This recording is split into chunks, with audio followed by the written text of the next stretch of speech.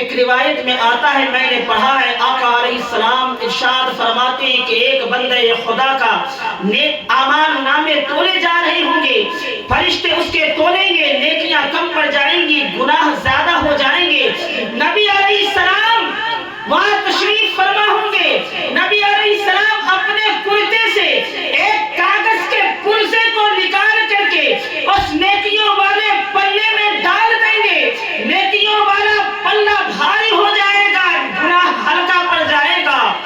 اس کے نیکیاں زیادہ ہو جائیں گی، فیصلہ جنت کا ہوگا۔ لیکن وہ غلام نبی کے قدموں میں گر کے عرض کرے گا، یا رسول اللہ، وہ کون سے کاغذ تھے، یا وہ کون سا ایسا عمل تھا، یا وہ کون سی نیکی تھی؟ میرے گناہ زیادہ تھے، نیکیاں کم تھی، لیکن آپ نے ایک پرزہ ڈالا ہے۔ نبی علیہ السلام فرمائیں گے، اے میرے غلام سنو، جب دنیا میں مجھ پر تو نے درود کی چٹھیاں بھیجا کرتا تھا، تحفے بھیجا کرتا تھا، آج وہ درود تمہارے اعمال نامے نیکیوں میں کام آ گیا، اب تمہارے گناہوں کی کمی پوری، نیکیاں پوری ہو گئی اور گناہ کم ہو گئے، اب اسی نیکی کی بدولت سے اللہ نے تمہیں جنت کا حقدار بنا دیا۔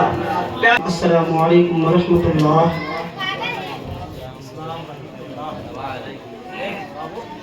الحمدللہ رب العالمین والعاقبۃ للمتقین والصلاة والسلام علی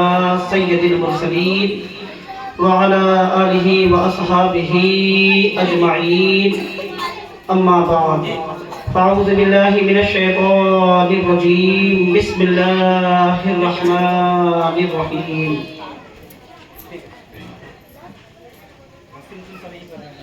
ان اللہ وملائکتہ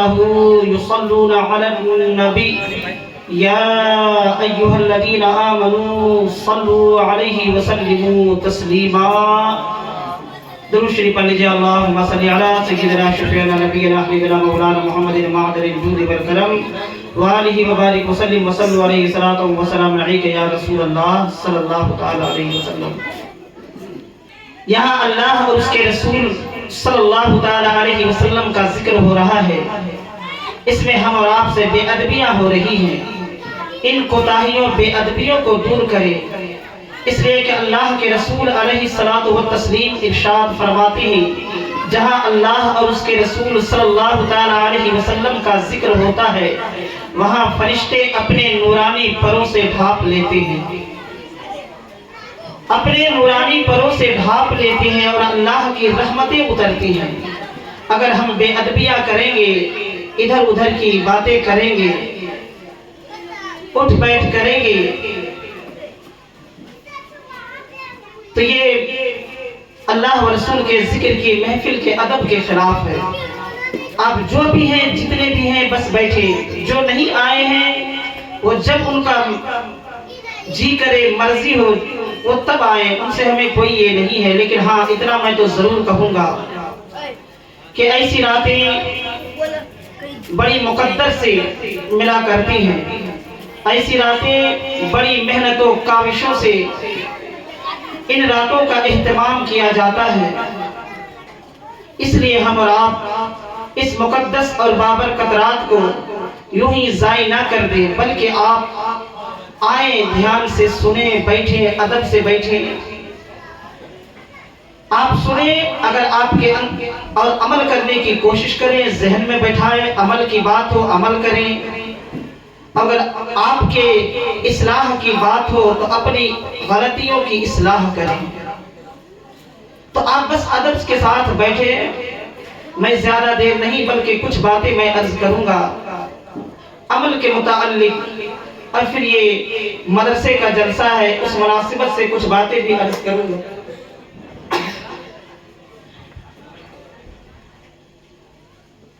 میں نے درود شریف کے متعلق آیت کریمہ بھی پڑھا ہے، اور درود شریفی کے متعلق میں کچھ باتیں بیان کروں گا، اور اسی میں کچھ باتیں اور بھی شامل کر دوں گا۔ اللہ کے رسول صلی اللہ تعالی علیہ وسلم کی حدیث گرامی ہے، اگر کوئی مجھ پر ایک مرتبہ درود پڑھتا ہے تو اللہ اس کے اوپر 10 رحمتوں کا نزول فرماتا ہے، 10 گناہوں کو معاف فرما دیتا ہے، 10 درجے بلند فرما دیتا ہے۔ ہم درود شریف پڑھیں، ضرور پڑھیں، لیکن شرط یہ ہے کہ ہم کیسے پڑھیں، کس طرح سے پڑھیں۔ ہمیں ان چیزوں کا اہتمام کرنا ہوگا، ہمیں ان چیزوں کو سمجھنا ہوگا کہ اس درود سے کیا فائدہ ہے۔ نبی فرماتے ہیں کہ درود شریف پڑھنے سے قلب روشن ہوتا ہے، نبی کی محبت بڑھتی ہے، اور نبی سے قرب حاصل ہوتا ہے، نبی کے ہم قریب ہوتے ہیں۔ اللہ کے رسول فرماتے ہیں کہ جو مجھ پر دنیا میں جتنا زیادہ کثرت سے درود شریف پڑھتا ہے وہ مجھ سے زیادہ ہی قریب ہوتا ہے۔ اور پھر اللہ کے رسول فرماتے ہیں کہ اس کے دنیاوی بگڑے ہوئے کام بنتے ہوئے بھی نظر آتے ہیں۔ درود ہی ایک ایسا عمل ہے جو انسان کرتا ہے اور وہ خلوص سے کرتا ہے، کسی غرض و غایت سے نہیں کرتا، کوئی لاگ و لپیٹ سے نہیں کرتا، کسی مقصد سے نہیں کرتا۔ اگر اس کا مقصد ہوتا ہے تو صرف نبی کے اوپر، نبی کی بارگاہ میں محبت کے ساتھ درود شریف پڑھتا ہے۔ اور جو درود شریف پڑھتے ہیں اس کے متعلق احادیث کریمہ سنو۔ علماء سے میں نے سنا ہے، علماء بیان فرماتی ہیں کہ جس طرح دنیا میں آج ہم اور آپ میسیج کرتے ہیں، چٹھیاں لکھتے ہیں، خط و کتابت کرتے ہیں، اسی طرح سے اپنے نبی کی بارگاہ میں تم روزانہ چٹھیاں بھیجا کرو، اپنی نبی کی بارگاہ میں اسی میسیج وہی چٹھیاں بھیجا کرو، تاکہ ہمارا رابطہ نبی کی بارگاہ سے تازہ رہے، نبی کی بارگاہ سے ہمارا رابطہ ہمارا منقطع نہ ہو، بلکہ ہمارا رابطہ لگا رہے، چلتا رہے۔ نبی علیہ السلام فرماتے ہیں کہ اگر کوئی شخص مجھ پر درود پڑھتا ہے، اللہ کے رسول فرماتے ہیں کہ اللہ نے کچھ ایسے فرشتے کو پیدا فرمایا ہے جو آسمان کی فضاؤں میں بلند رہتا ہے، فضاؤں میں اڑتا رہتا ہے۔ وہ فرشتے کی صرف ڈیوٹی یہ رہتی ہے کہ کہیں زمین کے کسی بھی حصے پہ اگر نبی کے اوپر درود پڑھا جاتا ہے تو اللہ ان فرشتوں کو نورانی قلم اور نورانی کاغذ انہیں عطا کیا رہتا ہے۔ بحکم خدا نبی کے اوپر پڑھا ہوا درود وہ فرشتے اس نورانی قلم اور نورانی کاغذ پہ لکھ کر کے نبی کی بارگاہ میں وہ درود کا تحفہ، درود کی چٹھیاں نبی کی بارگاہ میں پیش فرما دیتا ہے۔ تو ہمارا یہ درود کا پڑھنا فرشتے نبی کی بارگاہ میں پہنچاتے ہیں، وہ چٹھیوں کی شکل میں ہے۔ اسی لیے تو حدیث پاک میں آتا ہے کہ اللہ کے رسول صلی اللہ علیہ وسلم میدان حشر میں جب بندوں کے اعمال نامے تلے جا رہے ہوں گے، ان کے نیکیاں بدیاں تولی جا رہی ہوں گی، میزان عمل پہ اس کے گناہ نیکیاں تولی جا رہی ہوں گی، نیکیاں کم ہو جائیں گی، گناہ زیادہ ہو جائیں گے، اللہ کے رسول صلی اللہ علیہ وسلم نے ارشاد فرمایا، صحابہ نے پوچھا تھا یا رسول اللہ میدان محشر میں میں آپ کو کہاں تلاش کروں گا؟ تو نبی نے فرمایا تھا کہ اے میرے غلام مجھے میزان عمل پہ تلاش کرنا۔ صحابہ نے پوچھا تھا یا رسول اللہ وہاں اگر نہ ملے تو؟ نبی نے فرمایا حوض کوثر پہ تلاش کرنا۔ پھر صحابہ نے پوچھ لیا یا رسول اللہ اگر وہاں بھی نہ ملے تو؟ نبی نے فرمایا پل صراط کے پاس میں ملوں گا۔ نبی نے تینوں پتے بتلا دیا۔ صحابہ نے عرض کیا یا رسول اللہ اگر اس جگہ بھی نہ ملے تو؟ نبی نے فرمایا ان تینوں جگہوں میں سے ایک جگہ میں ضرور ملوں گا۔ اگر میرا غلام کا اگر پل صراط سے پار کر رہا ہوگا، اگر اس کے قدم ڈگمگائیں گے تو میں اس وقت اپنے غلام کو اپنے نورانی ہاتھوں سے پل صراط پار کراؤں گا۔ اگر میرا غلام میدان محشر میں پیاسا آئے گا تو میں اپنے غلام کو حوض کوثر سے بھر بھر کے جام پلاؤں گا۔ پھر نبی فرماتے ہیں کہ اگر میرا غلام کا میزان عمل میں نیکیاں بدیاں تولی جا رہی ہوں گی تو اس وقت اگر اس کے گناہ زیادہ ہو جائیں گے، نیکیاں کم پڑ جائیں گی، تو میں اس وقت اپنے غلام کی نیکیاں بڑھاؤں گا۔ ایک ایک روایت میں آتا ہے، میں نے پڑھا ہے، آقا علیہ السلام ارشاد فرماتے ہیں کہ ایک بندے خدا کا نیک اعمال نامے تولے جا رہے ہوں گے، فرشتے اس کے تولیں گے، نیکیاں کم پڑ جائیں گی، گناہ زیادہ ہو جائیں گے۔ نبی علیہ السلام وہاں تشریف فرما ہوں گے، نبی علیہ السلام اپنے کرتے سے ایک کاغذ کے پرزے کو نکال کر کے اس نیکیوں والے پلے میں ڈال دیں گے، نیکیوں والا پلہ بھاری ہو جائے گا، گناہ ہلکا پڑ جائے گا،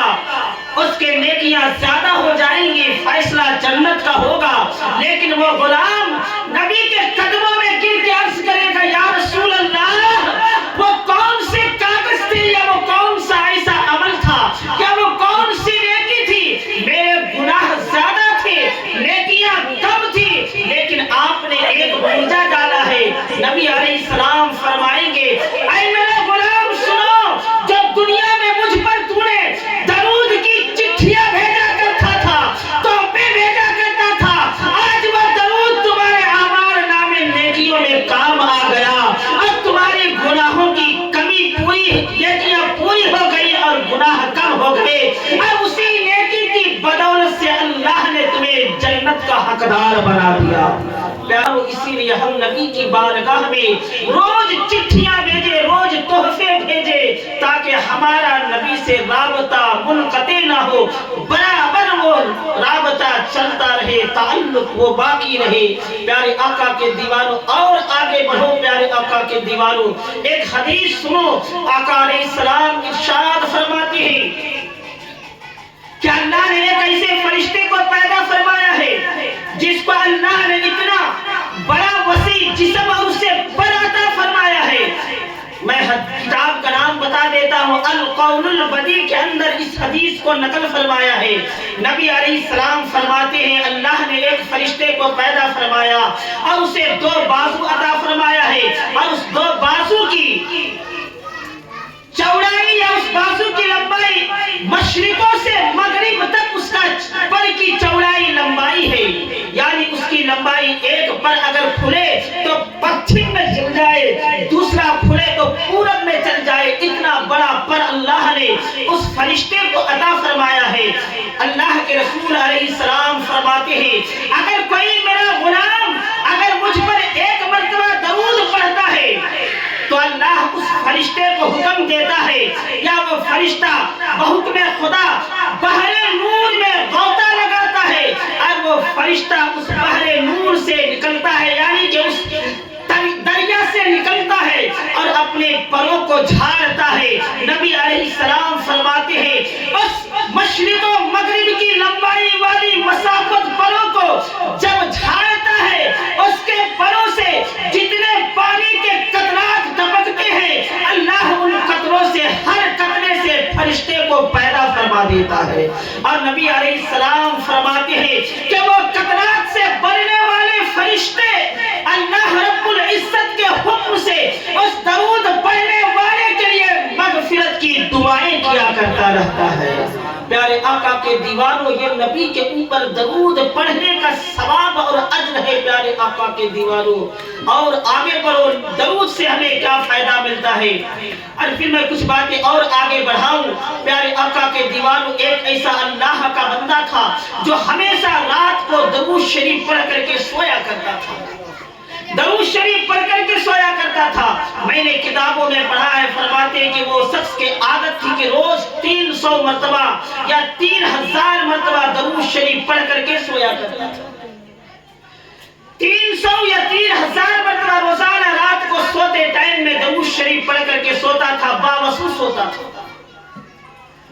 پیارے آقا کے دیوانوں، میں یہاں رک کر کے ایک بات میں عرض کرنا چاہوں گا۔ آج ہم بھی سوتے ہیں، ہم کیسے سوتے ہیں،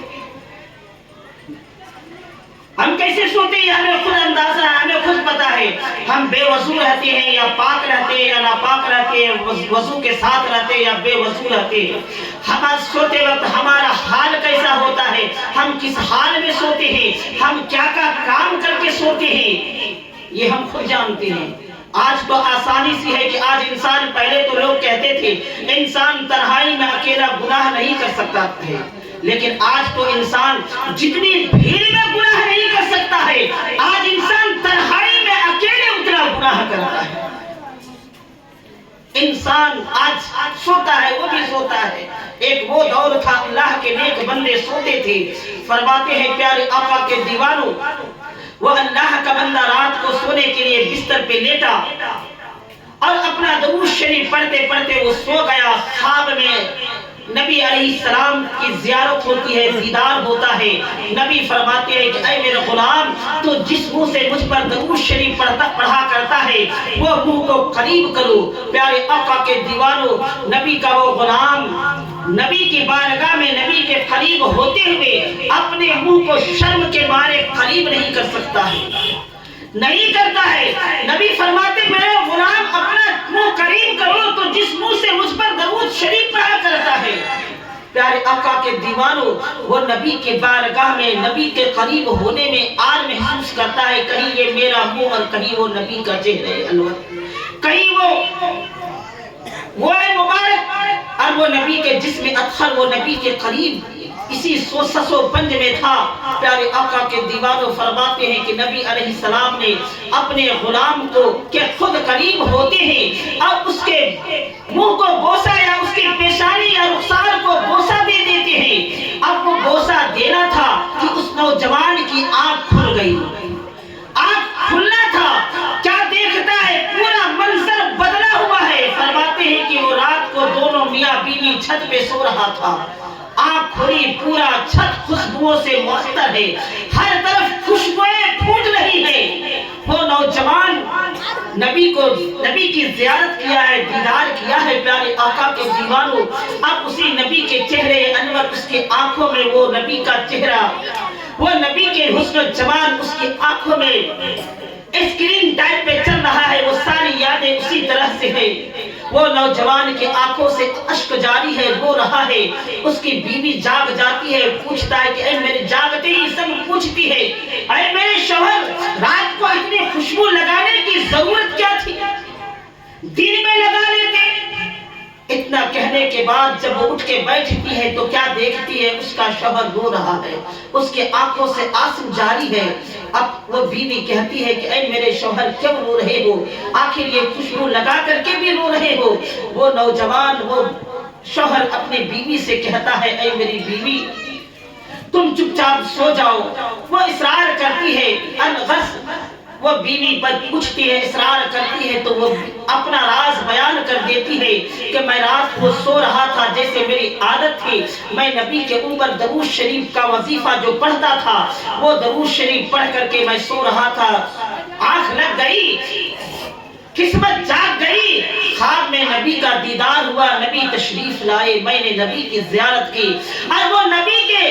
آنے کی خوشی میں وہ نبی نے میرے چہرے انور پہ میرے رخسار کو نبی نے بوسہ دیا، بس اسی نبی کے بوسے کی وجہ سے مجھ سے خوشبوئیں پھوٹ رہی ہے، میں نے کوئی خوشبو نہیں لگائی۔ وہ بیوی تو سن لیتی ہے، سو جاتی ہے، صبح ہوتی ہے، وہ شخص مسجد میں جاتا ہے، اب جس گلی سے گزرتا ہے مسجد میں جاتا ہے، مسجد پورے خوشبوؤں سے معطر ہے، گلی سے گزر رہا ہے، گلیوں میں خوشبوئیں پھوٹ رہی ہے، جس طرف سے گزر رہا ہے اس کے جسم سے خوشبوئیں پھوٹ رہی ہے۔ اب سارے لوگ جو سوچ رہے تھے کہ وہ شخص بڑا غریب انسان ہے، بڑا غریب شخص ہے، اس نے تو اتنی خوشبوئیں کہاں سے خریدی، اتنا مال کہاں سے مل گیا، اتنی مہنگی خوشبو تو میں نے آج تک نہیں سنگی ہے، یہ غریب تو ایک وقت کھانا کھاتا، دوسرے وقت چولہا جلنے کی نوبت تک نہ آتی، اس نے اتنی خوشبوئیں، مہنگی خوشبوئیں کہاں سے خرید لایا۔ لوگ پوچھتے گئے لیکن باتیں ٹالتے گئے، ایک بار دو بار، ایک دن دو دن ٹالتے گئے، لوگوں نے ایک دن سوچا چلو کہیں سے مل گیا ہوگا، دوسرے دن وہی حال، 5 وقت کی نمازیں مسجد میں پڑھنے گئے، 5 وقت کی نمازوں میں نمازیوں کا ذہن ادھر خوشبوؤں کے طرف ان کا ذہن ہو رہا ہے۔ اب نہ اس لوگوں سے رہا نہ گیا، اس سے پوچھنا شروع کر دیا، اصرار کرنا شروع کر دیا، کہا اے نوجوان تمہیں بتانا ہوگا کہ تم نے یہ خوشبو کہاں سے خریدی ہے، تو غریب ہے، تو اپنے آپ کو بڑا غریب کہتا تھا، اتنی مہنگی خوشبو لگا رہا ہے۔ وہ نوجوان سے جب لوگوں نے اصرار کرنا شروع کیا، اس سے پوچھنا شروع کیا، تو وہ نوجوان اپنی وہ راز کو ظاہر کرنا شروع کر دیتا ہے۔ کہتا ہے کہ اے لوگوں میرے دوستوں سنو، میں تو تم سب جانتے ہو کہ میں غریب ہوں، میرے پاس اتنے درہم و دینار نہیں ہے کہ میں خوشبو خرید سکوں، میں ایک وقت پیٹ بڑی مشکل سے بھرتا ہوں، محنت و مزدوری کر کے کھاتا ہوں، میرے پاس اتنے رقم نہیں ہے کہ میں خوشبو خریدوں، اور یہ مہنگی خوشبو تو میرے اوقات سے باہر کی بات ہے۔ لیکن سنو، میں روزانہ رات کو میں سوتا تھا، آج رات نبی خواب میں تشریف لائے اور نبی کی زیارت ہوئی اور نبی نے میرے رخسار پہ بوسہ دیا، بس اسی نبی کے بوسے کی برکت سے میرے جسم سے خوشبوئیں پھوٹ رہی ہے۔ لوگوں نے پوچھا کہ اے اللہ کے بندے، اتنا تو بتاتا چاہ کہ تو کون سا وظیفہ کیا کرتا تھا، کون سا ایسا عمل کیا کرتا تھا۔ پیارے آقا کے دیوانوں، وہ نوجوان اپنی راز کو ظاہر کرتا ہے کہ اے میرے دوستو، اے میرے عزیز و اقارب سنو، میرا یہ معمول تھا، زندگی کا معمول تھا، میں نے کبھی اس راز کو ظاہر نہیں کیا تھا، میں نے اپنے زندگی کا ایک معمول بنا لیا تھا، جب بھی رات کو سونے کے لیے بستر پہ جاتا تو 300 مرتبہ اپنے نبی کے بارگاہ میں درود و سلام کا نذرانہ پیش کیا کرتا تھا۔ بس یہ وہی عمل ہے جو نبی نے پسند فرما لیا اور کرم فرما کر کے مجھے اپنے غلامی میں داخل فرما لیا اور اپنے ان غلاموں کا وہ تحفہ عطا فرما دیا۔ پیارے آقا کے دیوانوں، یہ نبی سے محبت کا ہے وہ عمل، یہ بھی ایک عمل ہے، پیغام عمل ہے پیارے آقا کے دیوانوں۔ لیکن ایک بات یاد رکھیں ہم پیارے آقا کے دیوانوں، مجھ سے میں نے پہلے کہا تھا کہ میں آپ کا امام ہوں، میں وہ باتیں کہتا ہوں، میں وہ بولتا ہوں جو اور دوسرے باہر والے نہیں بول سکتے ہیں، اس لیے کہ میں آپ جانتے ہیں آج ہمارے گھروں کا حال کیا ہے، آج ہم کیسے سوتے ہیں، آج ہمارے گھر کا حال کیا ہے، آج ہمارے گھروں میں سونے کا رواج کیسا ہے، سوئیں گے تو ہم بے وضو سوئیں گے، عشاء کی نماز پڑھ کر کے نہیں سوئیں گے،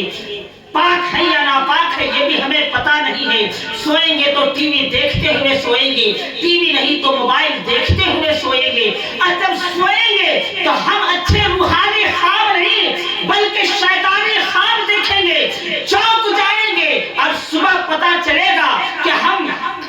علامہ نوشاد عالم نوری صاحب کے پاس جائیں گے یا الحاج سرور علی رضوی صاحب کے پاس جائیں گے اور عرض کریں گے کہ حضور آج کی رات بڑی بے چینی میں گزری ہے، آج رات سوتے سوتے میں ڈر کر کے چونک گیا، جب اٹھا تو میں دیکھا اپنے آپ کو رو رہا ہوں، اپنے آپ کو پریشان ہوں، دل بے چین ہے، میرا پورا جسم تھر تھر کانپ رہا ہے۔ علامہ سرور علی نوشاد عالم نوری صاحب، آپ ہمیں اس کے لیے کوئی تعویذات عطا کر دے، تو وہ یہی کہیں گے پیارے آقا کے دیوانوں، آپ کو نقش چہارے کل دے دیں گے، آپ کے بندش کر دیں گے، لیکن پیارے آقا کے دیوانوں یہ نقش سے کچھ نہیں ہونے والا،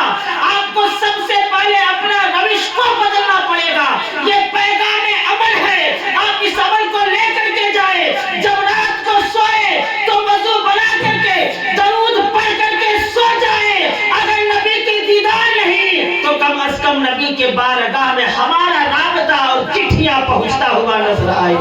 پیارے آقا کے دیوانوں، یہ پیغام عمل ہے پیارے آقا کے دیوانوں۔ اور بھی آگے سنو، سونے والوں میں سے ایک اور اللہ کی بندی ہے پیارے آقا کے دیوانوں، میں سناتا ہوں سنو۔ مجھ سے کہا گیا تھا عمل کے متعلق بولنا ہے، عملی کے متعلق سنو۔ اللہ کے رسول صلی اللہ علیہ وسلم مسجد نبوی شریف میں تشریف فرما ہے، صحابہ کرام تشریف فرمائے، فرماتے ہیں کہ اور بہت سارے صحابہ تھے، لیکن نبی کے قریب میں 2 صحابی رسول اگل بغل میں بیٹھے تھے، ایک دائیں طرف یا بائیں طرف جدھر بھی ہو، نبی علیہ السلام کی بارگاہ میں تشریف رکھتے ہیں۔ ایک صحابی رسول آتے ہیں دین کے عالم میں، یعنی کہ دین میں آتے ہیں، وضو کر کے آتے اور وضو کے قطرات ان کے جسموں میں سے ٹپکتا رہتا ہے، وضو کے اثرات باقی رہتا ہے۔ وہ صحابی رسول آتے ہیں نبی کی بارگاہ میں سلام پیش کرتے ہیں اور کچھ مسئلہ پوچھتے ہیں، اور پوچھنے کے بعد فوراً نبی کی بارگاہ سے نکل جاتے ہیں۔ لیکن پیارے آقا کے دیوانوں، نبی علیہ السلام فرماتے ہیں اے صحابہ سنو، ابھی جو مسجد کے دروازے سے داخل ہوگا وہ شخص جنتی ہے، وہ شخص جنتی ہے۔ اب صحابہ ششو پنج میں ہے، سوچنے لگ گئے کون خوش نصیب ایسا شخص ہے جن کے لیے نبی دنیا ہی میں جنت کی بشارت دے رہے ہیں۔ فرماتے ہیں کہ وہ ایک صحابی رسول آئے اور آ کر کے اسی طرح سے وضو بنا کر کے آئے تھے اور آئے نبی کی بارگاہ میں سلام عرض کیے، کچھ مسئلہ پوچھنا تھا، باتیں پوچھنی تھی، پوچھے اور تشریف لے گئے، چلے گئے۔ پھر دوسرے دن اسی طرح سے نبی کی بارگاہ میں وہی صحابی رسول تشریف فرما ہے اور پھر اسی طرح سے اسی وقت میں پھر نبی نے فرمایا اے صحابی سنو، ابھی ایک شخص دروازے سے آئے گا، وہ شخص جنتی ہے۔ اب وہ دونوں صحابہ حیران ہے کہ کل بھی نبی نے فرمایا تھا، آج بھی اسی وقت نبی فرما رہے ہیں۔ اب صحابہ انتظار میں ہے کہ دیکھتے ہیں کہ کون آتا ہے۔ نبی علیہ السلام کی بارگاہ میں جو شخص کل آیا تھا وہی اسی طرح سے، اسی انداز سے، اسی حیثیت سے آتے ہیں، وضو بنائے رہتے ہیں، وضو کے اثرات باقی رہتے ہیں۔ نبی علیہ السلام کی بارگاہ میں تشریف لاتے ہیں، سلام عرض کرتے ہیں، کچھ باتیں پوچھتے ہیں نبی سے، نبی ارشاد فرماتے ہیں، وہ کچھ بس سن کر کے چلے جاتے ہیں۔ اب پھر تیسرے دن اسی طرح سے نبی علیہ السلام کے صحابی بیٹھے ہیں، مجمع لگا ہوا، انجمن سجی ہوئی ہے۔ نبی علیہ السلام پھر فرماتے ہیں اے صحابہ ابھی اس دروازے سے آئے گا، وہ شخص جنتی ہے۔ اب تو صحابہ حیران و پریشان، کل جو صحابہ بیٹھے تھے وہ صحابہ بیٹھے ہیں، 2 دن تو ہو گیا، نبی نے فرمایا کہ آنے والا آ رہا ہے وہ جنتی ہے، دوسرے دن بھی فرمایا کہ آنے والا آ رہا ہے وہ جنتی ہے، اور آنے والا دونوں دن ایک ہی شخص تھا۔ اب وہ صحابہ حیران تھے، سوچنے لگے، ششو پنج میں ہے کہ آخر دیکھتے ہیں کون ایسا خوش نصیب ہے، کون آ رہا ہے، نبی اسے جنت کی بشارت دے رہے ہیں۔ کیا دیکھتے ہیں تھوڑی ہی دیر میں جو پہلے دن صحابی رسول آئے تھے، جو غریب صحابی آئے تھے، دوسرے دن آئے تھے، تیسرے دن بھی وہی صحابی آتے ہیں، دروازہ کھولتے ہیں، اسی طرح سے وضو بنائے رہتے ہیں، وضو کے اثرات باقی رہتا ہے، نبی کی بارگاہ میں آتے ہیں، سلام عرض کرتے ہیں، نبی کے بارگاہ میں کچھ باتیں عرض کرتے ہیں، یا رسول اللہ اس بات کے بارے میں ارشاد فرمائے۔ نبی ارشاد فرماتے ہیں، وہ صحابی رسول سن کر کے پھر وہاں سے واپس نکل جاتے ہیں۔ اب وہ صحابہ جو بیٹھے تھے وہ سب حیران و پریشان کہ 3 دن سے یہی شخص آیا اور 3 دن نبی نے اس کے لیے دنیا میں جنت کی بشارت دی کہ آنے والا شخص جو آ رہا ہے وہ جنتی ہے، آنے والا شخص جو آ رہا ہے وہ جنتی ہے،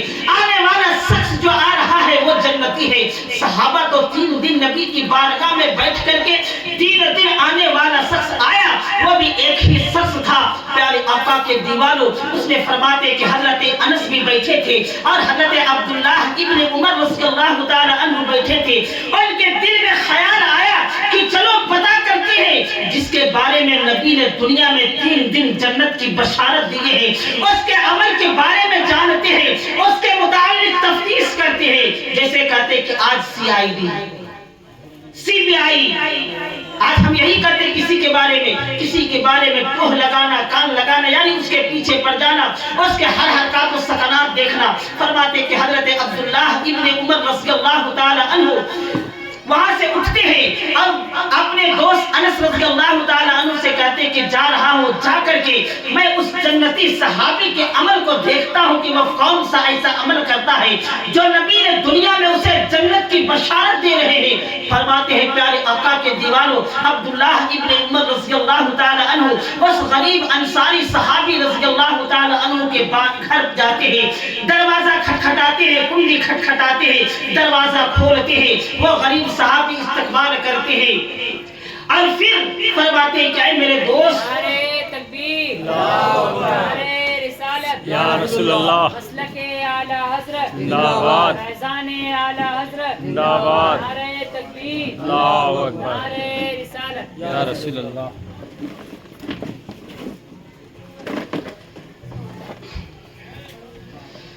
درود شریف پڑھ لیں، اللہم صلی علی سیدنا شفیعنا نبینا حبیبنا مولانا محمد صلی علیہ وسلم علیہ یا رسول اللہ صلی اللہ علیہ وسلم۔ حضرت عبداللہ ابن عمر رضی اللہ تعالی عنہ اس جنتی صحابی کے دروازے پہ جاتے ہیں، کھٹکھٹاتے ہیں، دروازہ کھولتے ہیں، دیکھتے سلام کرتے ہیں اور اس سے خیریت دریافت کرتے، پوچھتے بھائی خیریت سے ہو، کیسے آنا ہوا؟ اس لیے کہ مدینہ شریف میں وہ بھی رہتے تھے، وہ بھی مدینہ کے تھوڑے سے دور کے تھے۔ فرماتے ہیں کہ بھائی کیسے آنا ہوا؟ عبداللہ ابن عمر رضی اللہ تعالی عنہ کہتے اے میرے دوست مجھے اپنا مہمان بنا لو، اپنا مجھے 3 دن کے لیے مہمان بنا لو۔ الحمدللہ آپ مہمان بن جائیں۔ فرماتے ہیں پیارے آقا کے دیوانوں کے مہمان کی برکت کیا ہے؟ نبی علیہ السلام فرماتے ہیں کہ مہمان آنے سے پہلے اللہ اس مہمان کا رزق اس کے گھر میں بھیج دیتا ہے، اور جب واپس جاتا ہے مہمان تو نبی فرماتے ہیں کہ مہمان جب اس اپنے مہمان خانے سے جب نکلتا ہے تو اس مہمان کے ساتھ اس گھر کی بلاؤں کو ساتھ لیے ہوئے چلا جاتا ہے۔ فرماتے ہیں پیارے آقا کے دیوانوں، وہ نبی کے صحابی تھے، کہا ٹھیک ہے بہتر ہے آپ جیسا مناسب سمجھے۔ کہا گھر میں کوئی جھگڑا ہوا ہے، کوئی معاملہ ہوا ہے؟ کہا ایسی کوئی بات نہیں، کہا ٹھہر جائے۔ خیر ٹھہر گئے، ایک صبح سے شام تک ان کے ساتھ رہے، دن بھر اس کے ساتھ میں رہے، رات ہوئی رات میں بھی ساتھ رہے، کھانا کھائے سوئے، یہاں تک کہ فرماتے کہ ایک رات وہ ان کے ساتھ گزارے، یہ قرآن کی تلاوت کرتے رہے، حالانکہ وہ تو بس عشاء کی نماز پڑھے اور بستر پہ سو گئے۔ یہ تسبیحات وغیرہ بھی پڑھتے رہے لیکن وہ تو بستر پہ آرام سے سوتے رہے۔ صبح کو اٹھے، وضو بنائے اور پھر نماز فجر جماعت کے ساتھ ادا کیے۔ رات کا بھی عمل دیکھ لیے، دن کا بھی عمل دیکھ لیے، یہاں تک کہ فرماتے ہیں کہ حضرت عبداللہ ابن عمر رضی اللہ تعالی عنہ اس غریب انصاری صحابی کے دن رات کے عمل کو دیکھتا رہا، یہاں تک کہ فرماتے کہ عبداللہ ابن عمر رضی اللہ تعالی عنہ نے دن میں غریبوں کی بھی مدد کیے ہیں، غریبوں کی مدد بھی کیے ہیں، بیماروں کی تیمارداری بھی کیے ہیں، مسافروں کی مدد بھی کیے ہیں، صدقہ بھی کیے ہیں۔ لیکن وہ غریب انصاری صحابی جس کو جنت کی بشارت نبی دے رہے ہیں، جنتی صحابی فرما رہے ہیں، لیکن اس کا عمل کیا تھا؟ معمولی سا عمل تھا۔ وہ دن بھر مزدوری کر رہے ہیں، نماز کا وقت ہوتا نماز پڑھ لیتے، شام ہوتی گھر جاتے اور پھر عشاء کی نماز پڑھتے، کھانا کھاتے اور سو جاتے۔ وہ قرآن کی عبداللہ ابن عمر فرماتے کہ میں قرآن کی بھی تلاوت کیا کرتا تھا، تسبیح و تحمید بھی کیا کرتا تھا، تکبیر بھی پڑھا کرتا تھا، سب کچھ عمل کرتا۔ یہاں تک کہ فرماتے ایک دن دیکھا، 2 دن دیکھا، تیسرے دن بھی جب ہوا، تیسرا دن گزرا تو میں اپنے دوست سے کہا دوست مجھے اجازت دو کہ میں چلا جاؤں، رخصت کروں۔ وہ غریب انصاری صحابی پوچھتے ٹھیک ہے بھائی آپ کی مرضی، آپ آئے تھے، اگر آپ جانا چاہتے تو بلا تکلف جا سکتے ہیں۔ لیکن وہ غریب انصاری صحابی پوچھتے ہیں اے میرے عبداللہ ابن عمر اتنا تو بتاتے جائے کہ آپ کس مقصد کے لیے آئے تھے؟ آپ نے تو کہا کہ میرے گھر میں کوئی جھگڑا بھی نہیں ہوا، کوئی معاملہ بھی نہیں ہوا، حالانکہ ہم مدینے کے ہی رہنے والے ہیں، اسی شہر کے رہنے والے ہیں، آخر معاملہ کیا ہے؟ پیارے آقا کے دیوانوں، وہ عبداللہ ابن عمر رضی اللہ تعالی عنہ اپنے دوست سے کہتے کہ میرے دوست بات یہ تھی، مجھے ایک بات کا پتہ کرنا تھا کہ تم کون سا ایسا عمل کرتے ہو جب تم نبی کی بارگاہ میں آئے تھے، پہلے دن آئے میں نبی کی بارگاہ میں بیٹھا تھا تو نبی نے آنے سے پہلے فرمایا تھا ابھی آنے والا آ رہا اس دروازے سے آئے گا وہ جنتی ہے۔ وہ غریب انصاری صحابی کہتے کہ ہاں میں آیا تھا، میں نے آپ لوگوں کو دیکھا تھا، آپ کو بھی دیکھا تھا۔ وہ پھر کہتے کہ دوسرے دن بھی میں بیٹھا تھا، آپ اسی طرح سے آئے، وضو بنا کر کے آئے تھے، وضو کے اثرات باقی تھے، نبی نے فرمایا کہ آنے والا آ رہا ہے، ابھی اس دروازے سے آئے گا وہ جنتی ہے۔ نبی نے فرمایا تھا تو دوسرے دن بھی تم ہی آئے، تیسرے دن بھی ہم بیٹھے تھے، تیسرے دن بھی آئے، اسی طرح سے آئے، اسی حیت میں آئے۔ نبی نے آنے سے پہلے فرمایا کہ ابھی آنے والا شخص آ رہا ہے وہ شخص جنتی ہے۔ تو نبی نے 3 دن تک لگاتار نبی کے زبان مبارک سے، نبوت والی زبان سے، وہ غیب بتانے والی زبان سے میں نے سن کر کے میں نے سوچا کہ چلو دیکھتے ہیں آپ کون سا ایسا عمل کرتے ہیں جو نبی جنت کی بشارت دے رہے ہیں۔ پیارے آقا کے دیوانوں، وہ عبداللہ ابن عمر جب یہ کہتے ہیں تو اپنے دوست کو قریب کرتے کہ اے دوست آپ نے تو میرا شب و روز یعنی دن رات کے عمل کو تو نے تو دیکھ لیا ہے، میں نے کوئی زیادہ لمبا چوڑا عمل تو نہیں کیا، 5 وقت کی نمازیں پڑھا، بس رات کی دعائیں پڑھ کر کے میں سو گیا، صبح کو اٹھا نماز فجر جماعت سے نبی کے پیچھے ادا کی، آپ بھی پڑھے، ظہر بھی پڑھے، عصر بھی پڑھے، مغرب بھی پڑھے، عشاء بھی پڑھے، 5 نمازیں پڑھی، دن بھر ساتھ میں میرے ساتھ محنت و مزدوری مزدوری بھی کیے, رات میرے بستر کے بغل میں سوئے, آپ نے میرے سب روز دیکھا. لیکن فرماتے کہ اے اللہ کے بندے, اے غریب انصاری صاحب, اتنا تو بتا دے کہ آپ ایسا کون سا عمل کرتے. وہ کہتے کہ میں ایسا کوئی عمل نہیں کرتا, کچھ بھی عمل نہیں کرتا. تو عبداللہ ابن عمر فرماتے کہ پھر نبی نے تمہیں جنت کی بشارت جو دیا ہے, آخر وہ معاملہ وہ کس عمل کی بنیاد پہ؟ تو وہ غریب انصاری صحابی فرماتے ہیں اے میرے دوست, اگر آپ جاننا چاہتے ہیں تو میں کوئی لمبا چوڑا عمل نہیں کرتا ہوں, بلکہ میں جب رات کو سوتا ہوں تو اس وقت اپنے دل کو پاک و صاف کر لیتا ہوں. کس چیز سے؟ غیبت سے, حسد سے, کینہ سے, کپٹ سے. اپنے دل کو صاف کر کے سوتا ہوں. میں اپنے طرف سے دوسروں کے بارے میں کوئی حسد نہیں رکھتا, کوئی جلن نہیں رکھتا, کوئی کینہ نہیں رکھتا, بلکہ میں دوسروں کے لیے میں جسے اپنے آپ کو صاف رکھتا ہوں ویسے دوسرے کو اپنے سے زیادہ دوسرے کو اچھا سمجھتا ہوں. اپنے دل میں کوئی حسد نہیں رکھتا. بس اسی حسد کو پاک کر کے اپنے سینے کو بستر پہ لیٹ جاتا ہوں, صبح کو اٹھتا ہوں. اسی طرح سے میں اپنے دل کو حسد سے پاک رکھتا ہوں. بس پیارے آقا کے دیوانوں, جب اتنا کہا,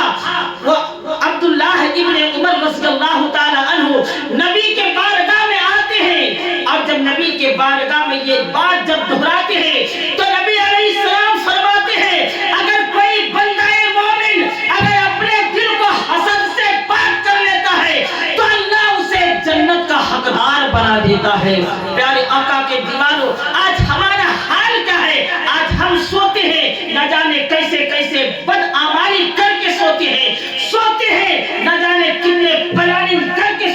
سوتے ہیں, نہ جانے ہم کتنے لوگوں کی ٹارگیٹ کر کے سوتے ہیں. پیارے آقا کے دیوانوں, یہی پیغام عمل ہے. اگر زندگی میں کامیاب ہونا ہے تو پیغام عمل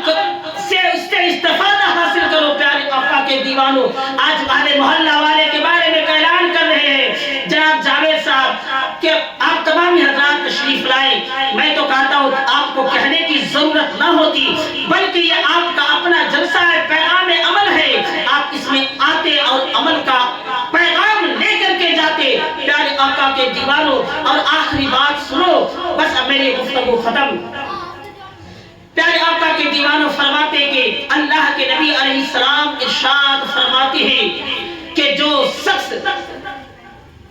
اپنے دل کو پاک و صاف رکھتا ہے یا اپنی زبان کو تر رکھتا ہے, پیارے آقا کے دیوانوں, آقا علیہ السلام ارشاد فرماتے ہیں جس کا زبان نبی اللہ و رسول کے ذکر سے تر رہتا ہے, کلمہ پڑھنے سے تر رہتا ہے, تو آقا علیہ السلام ارشاد فرماتے ہیں کہ اسے وقت مرتے وقت اسے کلمہ نصیب ہوتا ہے. پیارے آقا کے دیوانوں, اسی لیے تو کسی شاعر نے کہا تھا کہ محمد سے وفا تو نے تو ہم تیرے ہیں, یہ جہاں چیز ہے کیا لہو